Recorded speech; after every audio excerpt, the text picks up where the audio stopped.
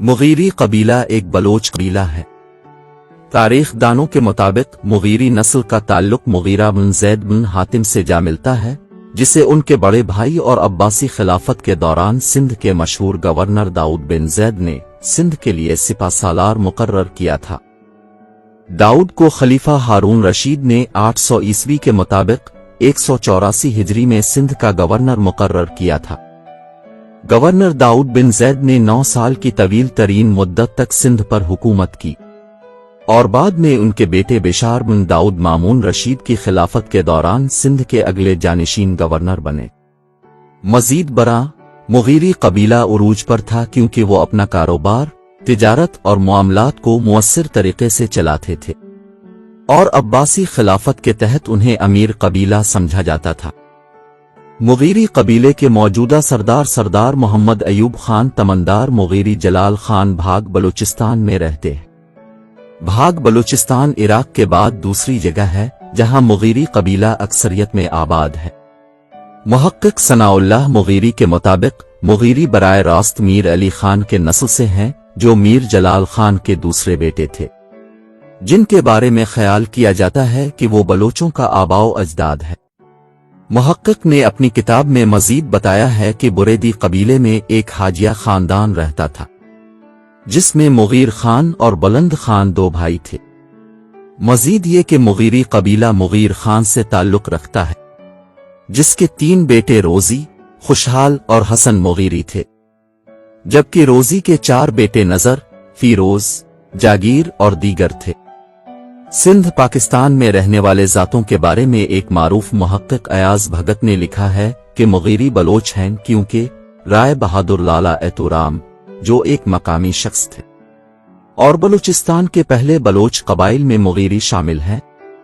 مزید اس سے یہ اشارہ ملتا ہے کہ مغیری کا تعلق بلوچ قبیلے سے ہے۔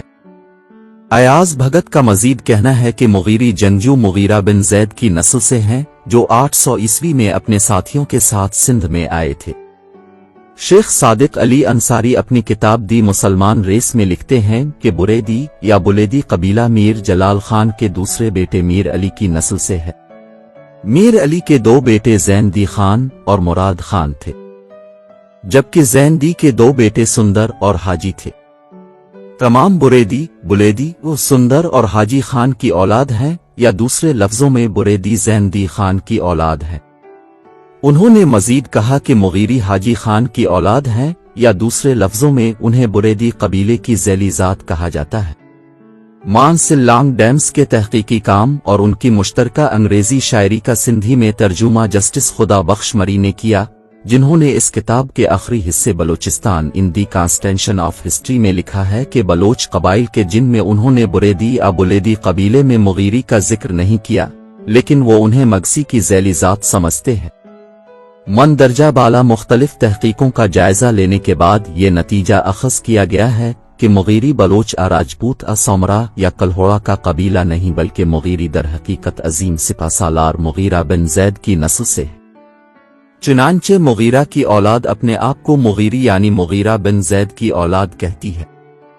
اس کے علاوہ خلیفہ ہارون رشید جو عباسی خلافت میں مشہور خلیفہ رہے، آپ کی خلافت میں سندھی قبائل اپنی آزادی کے لیے لڑ رہے تھے، اور سندھ کے رہنے والے قبائل جیسے یمنی اور حجازی ایک دوسرے کے بڑے مخالف تھے۔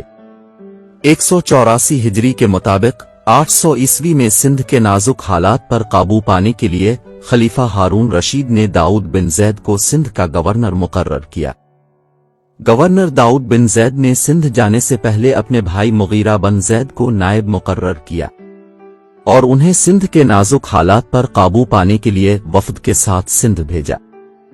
چونکہ سندھ کے حالات نازک تھے، ایک طرف سندھیوں کی نظر بندی کی جنگ تھی اور دوسری طرف 2 قبائل ایک دوسرے کے مخالف تھے۔ جب مغیرہ بن زید منصورہ پہنچے تو قبیلہ نزدیہ نے شہر کے دروازے بند کر دیے، اور انہوں نے مغیرہ کے لیے ایک شرط رکھی کہ وہ نزدیہ قبیلے سے بدلہ نہیں لے گا تو بالآخر وہ شہر چھوڑ دیں گے۔ تاریخی کتاب یعقوبی کے مطابق جب مغیرہ شہر میں داخل ہوا تو نزدیہ قبیلے کا ایک بہت بڑا ہجوم موجود تھا، جس نے مغیرہ سے جنگ شروع کر دی اور اس جنگ میں اسے قتل کر دیا۔ اگرچہ تاریخ کی دوسری کتابوں میں یہ ملتا ہے کہ جب مغیرہ منصورہ پہنچا تو اسے قبیلہ نزبیہ سے شکست ہوئی اور بالآخر اس نے بھاگ کر پہاڑی علاقے میں پناہ لی۔ بعد میں جس نے اپنے بھائی داؤد بن زید کو ساری کہانی سنائی، جو بعد میں سندھ آیا اور حالات کو قابو میں کیا، تاہم ان کی سندھ آمد سے قبل مغیرہ کو قتل کر دیا گیا۔ گورنر داؤد بن زید 9 سال تک سندھ کے حکمران رہے۔ مغیرہ بن زید کے ساتھ جو جنگجو اور قبائل سندھ آئے، انہوں نے اس کی موت کے بعد اپنے نام مغیرہ کے نام سے منسوب کر دیے۔ اسکالر اور مصنف قاضی اطہر مبارک پوری کے مطابق مغیرہ کے بھائی داؤد بن زید 9 سال تک سندھ کے حکمران رہے اور بعد میں اس کا بیٹا بشار بن داؤد مامون کے دور میں سندھ کا اگلا جانشین گورنر بنا۔ خلیفہ ہارون رشید نے اپنے بہت سے لوگوں کو آباد کیا جو پھر سندھ کے باشندے بن گئے۔ مغیرہ بن زید سندھ میں مارا گیا تو اس کے قبیلے کے لوگوں نے اپنا نام مغیرہ سے جوڑ دیا، جو بعد میں شمالی سندھ چلے گئے اور اپنے لیڈر کے نام سے مغیری کہلانے لگے۔ مغیری قبیلے کا عروج کی تاریخ۔ قاضی اطہر مبارک پوری اپنی کتاب خلافت عباسیہ اور ہندوستان میں لکھتے ہیں کہ خلافت عباسیہ میں مغیرہ کا قبیلہ عروج پر تھا، کیونکہ وہ اپنے کاروبار اور معاملات کو بڑے اچھے طریقے سے چلاتے تھے اور اسی قبیلے کے اکثر لوگ کاروباری مانے جاتے تھے۔ عباسی خلافت میں دیگر اسلامی ممالک کے مقابلے سندھ میں مغیرہ کا قبیلہ امیر حکمران تھا اور بعد میں ان کی آبادی اکثریت میں تبدیل ہو گئی۔ اس طرح مغیرہ کے قبیلے کے گورنروں نے اپنے قبیلے کے لیے بہت تعاون کیا اور انہوں نے سندھ کی ترقی میں اہم کردار ادا کیا۔ مغیری قبیلے کے قبضے میں بڑے علاقے رہے تھے، جن میں بھاگ، ضلع بولان، جیکب آباد، لاڑکانہ، ضلع قمبر، شہداد کوٹ، ضلع واڑہ، ضلع نصیر آباد، میر، ضلع دادو، لالورانت، ضلع خیرپور، ضلع سانگھڑ، نواب شاہ اور کراچی شامل تھے۔ ویڈیو کو لائک اور شیئر کریں اور چینل کو سبسکرائب کریں۔